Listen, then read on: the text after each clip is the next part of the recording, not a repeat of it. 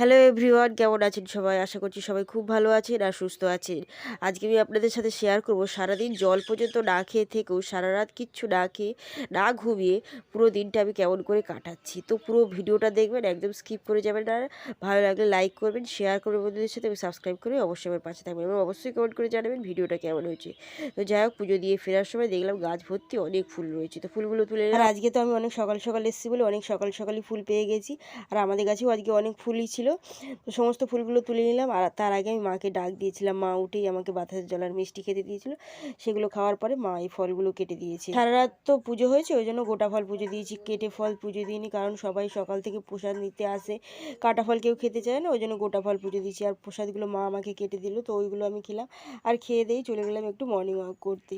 আজকে আমি কারোকে বিরক্ত করিনি, ভাইকেও ফোন করে বলি, ভাই বলেছিল যে ফোন করে বলতে, ওকে বললে ও নিয়ে আসবে, তো ও আমি বলিনি, কারণ কি সারা রাত জাগা হয়ে গেছে এমনিতেই আমার জন্য, ওই জন্য আমি আর বিরক্ত করিনি। তো যাই হোক, আজকে আমি মাঠে মর্নিং ওয়াক করতে গেছিলাম, কিন্তু মাঠের ভিডিও করতে পারিনি আপনাদের জন্য, কারণ মাঠে অনেক লোকেরা আজকে প্র্যাকটিস করতে এসেছিলো, আমার একটু ভয় লাগছিল ওদের দেখে, এমনিতেই উল্টোপাল্টা কিছু বলে, তো আজ জন্য ভিডিওটা করিনি। আর বাড়িতে এসে দেখলাম মা আমার জন্য সাবুর খিচুড়ি বানিয়েছিল, একদম খিচুড়ির মতো খেতে হয় সাবুর খিচুড়ি, খুবই টেস্টি হয়েছিল আর আমার তো খুবই ভালো লেগেছিল। চালের বদলে শুধু সাবু দেওয়া, আর সমস্ত যেমন খিচুড়িতে সবজি দিয়ে করতে হয় এটাতেও তেমনই করতে হয়, আর খুবই তো ভালো খেতে হয়েছিল, আমার তো খুবই ভালো লাগছিলো। সারাদিন না খেয়ে উপোসের পর একটু ঝাল ঝাল খাবার পেলাম, খুবই ভালো লাগছিলো।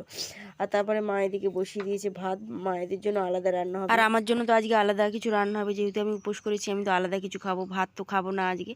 আর বাবা এদিকে গরুগুলোকে খেতে দিয়েছে, ছোট গরুগুলোকে খেতে দিয়েছে, বড়গুলোকে খেতে দেয়নি। আমি যেই ভিডিও করছি আমার দিকে দেখছে, যে ও বলছে যে আমাকে এখনও খেতে দেয়নি রে, আমাকে খেতে দে। আমি তো খেতে দিই না, বাবা দেয়, আমার তো দেখে খুব ভয় লাগে। তো যাই হোক, ঘুম আসছিল খুব বাড়িতে, টিভি দেখতে ভালো লাগছে না, ফোনও ঘাঁটতে ভালো লাগছে না, ঘুমিয়ে পড়ছি খালি। চলে গেলাম একটু বাগানে, আর এই বাগানটা আমার বাড়ি থেকে 1 মিনিট দূরে ছিল।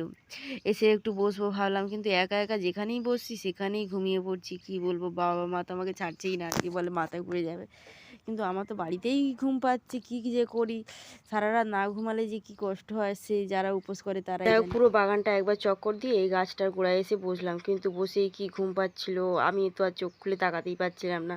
ফোনটা হাতে নিয়ে তো ভিডিও করলাম, একটু ঘুমটা কাটলো, তারপর ভয়ও লাগছিল যদি ভূতে আমাকে ধরে নেয়, বেলা হয়ে যাচ্ছে, বাগানে বসে আছি। তো চলে গেলাম বাড়িতে, আর বাড়িতে এসে দেখি দিদি আমার জন্য সাবু মেখে রেখেছে। এটা তো খেতে খুবই ভালো হয়েছিল। প্রথমে তো আমার খেতে কেমন ঘেন্না ঘেন্না লাগছিল, খাবো না বলে ভেবেছিলাম, কি বাজে দেখতে লাগছিল, আমার তো মোটামুটি একদম খেতে ভালো লাগছিল না। তো প্রথমেই আমি সাবু মাখা খেলাম, দিদি বানিয়ে দিল, খুবই ভালো খেতে হয়েছিল।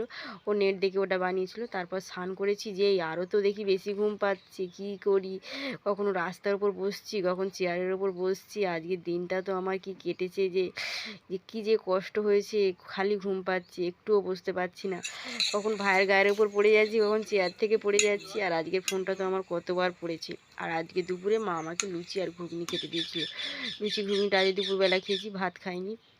আর তারপরে বিকাল হতেই চলে গেলাম পাড়ার মোড়ে গিয়ে বসেছি। আজকে আমি প্রথমেই পাড়ার মোড়ে গিয়েছি, এত ঘুম পাচ্ছিল আমার স্নান করে উঠে, তো তাই 3টে সাড়ে 3টে নাগাদই পাড়ার মোড়ে চলে গেছি। বন্ধু বান্ধবরা ডাকছিল তবু যায়নি। তো যাই হোক, ভিডিওটা এ পর্যন্তই, ভালো লাগলে লাইক করবেন। Thank you so much, tata bye by.